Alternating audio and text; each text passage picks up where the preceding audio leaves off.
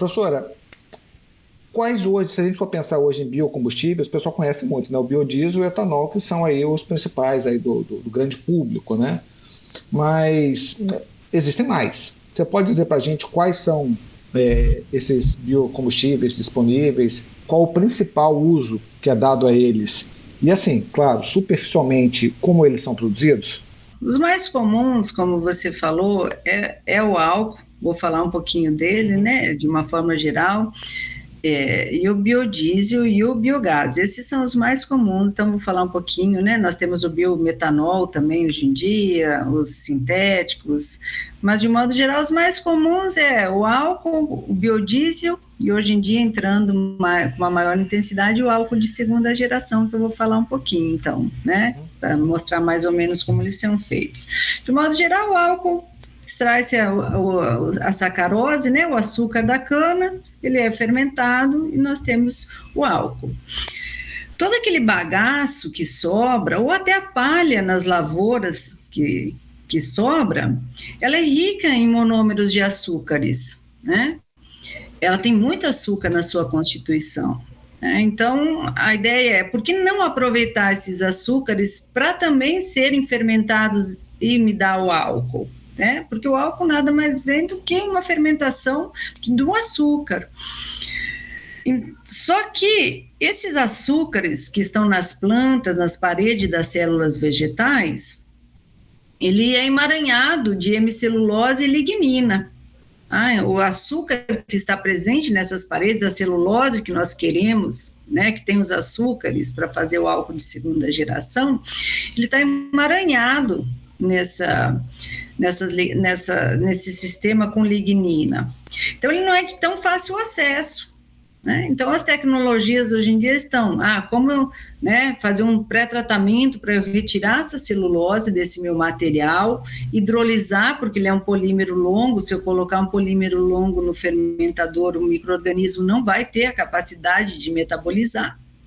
Então, nada mais o álcool de segunda geração nada mais é do que uma fermentação de açúcares provenientes de materiais lignocelulósicos. Então, esse bagaço que está lá, ele é riquíssimo em celulose.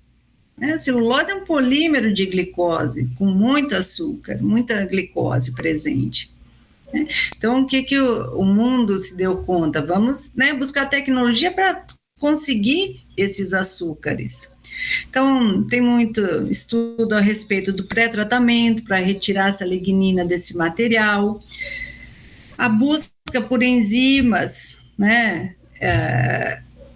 que hidrolisam esse polímero de celulose, que são as celulases, que é um dos trabalhos que eu faço, muito intenso no laboratório, é justamente produzir essas enzimas celulolíticas para hidrolisar a celulose, para colocar no fermentador só os açúcares.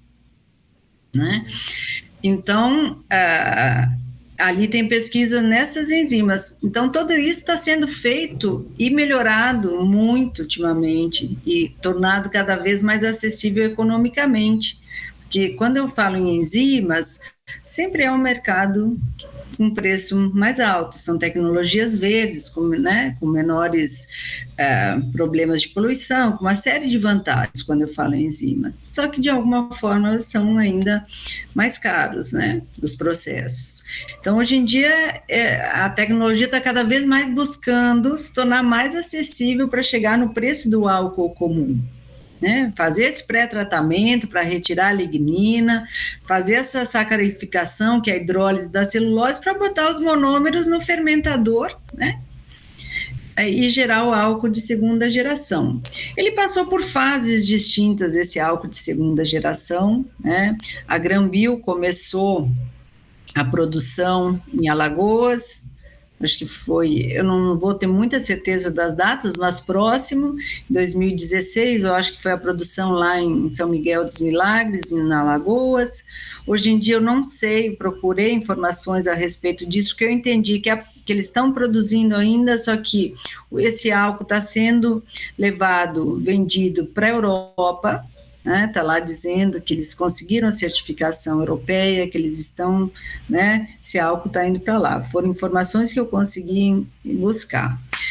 que eu tenho de mais informações a respeito dele de produção comercial é a Raízen, né, em São Paulo, está produzindo, ela anunciou, está na internet, uma venda de 460 milhões de litros agora, vai ser entregue paulatinamente, ela tem alguns anos para estar entregando esse álcool de segunda geração, né, é uma coisa bacana. Ela tem, eu acho que uma usina em Piracicaba com uma produção de 42 milhões por safra de litros de álcool de segunda geração. E ela está montando planos de ter eu não me lembro o nome da cidade, eu acho que é Guariba, em São Paulo, uma outra usina, com uma produção muito maior também de álcool de segunda geração.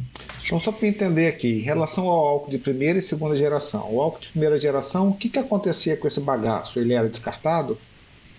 Não, geralmente as indústrias utilizam para as caldeiras, para os fornos, ele é aproveitado, ele é altamente energético, ele é queimado, né? Para gerar a energia térmica necessária para o processo.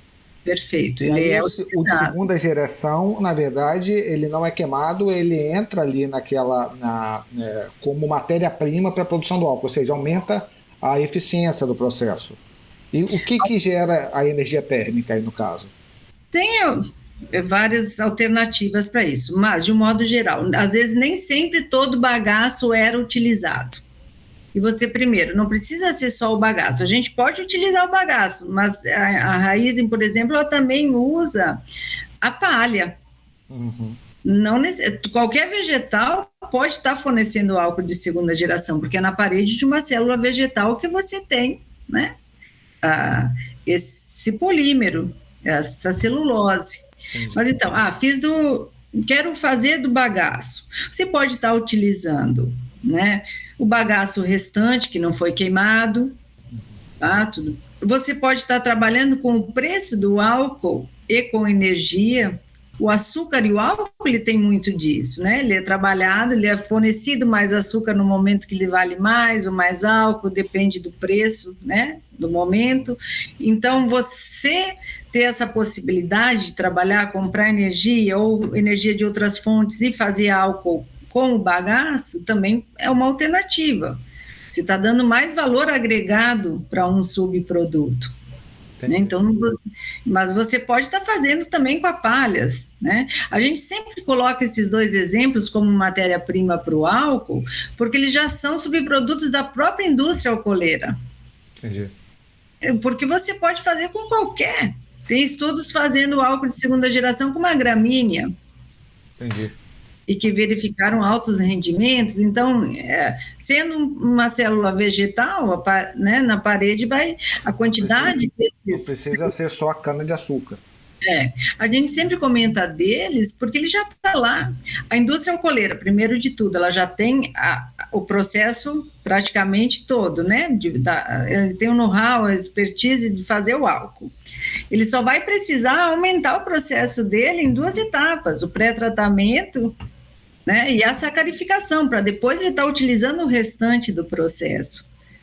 Então, por isso que é feito lá, e com o subproduto dele.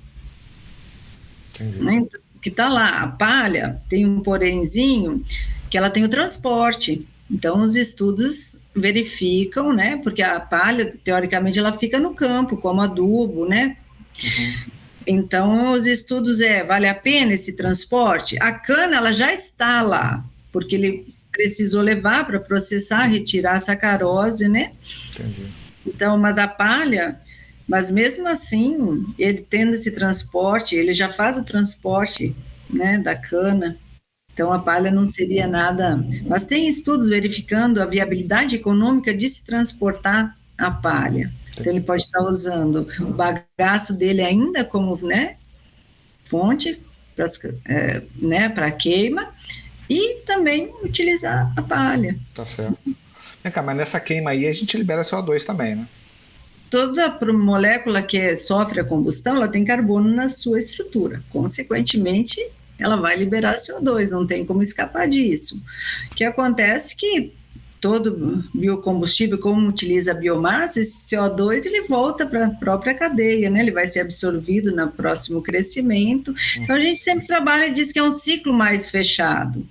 né?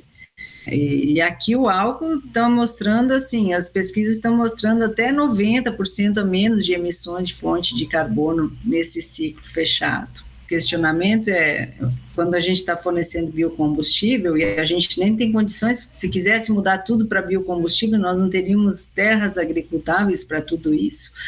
Então, o que eles mostram, assim, com a mesma área plantada, né, você consegue produzir 50% mais de álcool fazendo o álcool de segunda geração. É bastante coisa, né? Pô, claro. Bastante coisa,